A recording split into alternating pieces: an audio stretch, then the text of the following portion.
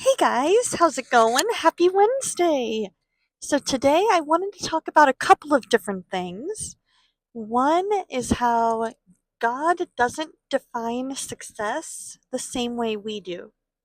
And second, that we need to always be ready to share the gospel, but we need to also be ready to share it clearly. And Paul mentions multiple times that he wants to be able to share about Jesus clearly as he ought. So what he's saying is when you're praying for me, don't just pray for opportunities for me to share the gospel. And in our case, don't just pray for opportunities for us to share the gospel, but also pray for the words to say so that the person can understand it. And that is key right there. That is a key difference.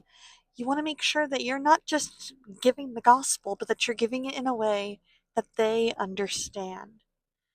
And also, God doesn't define success the way we do. We see success as winning hearts and minds for God, or getting that promotion, or that house that we've longed for, all kinds of different ways that we define success. One of my most interesting takeaways from the book of Ezekiel is when God says, they're not going to listen to you, but your success is in obeying me. And it's so interesting to me that God didn't define the success as, yeah, Israel's going to listen to you, they're going to come back to me, and it's going to be great.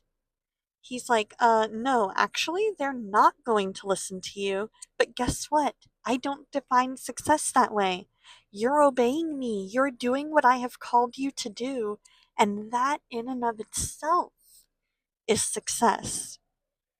And so when we start thinking of it that way, as, oh, just planting the seed like God has called me to do is the success, that is when we truly are successful and our mind becomes more and more like God.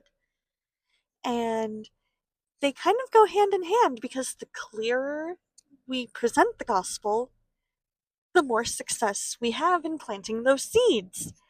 And so that's my challenge for you today, is to pray not just for opportunities to share the gospel and be successful, but also for the words to say. See you tomorrow.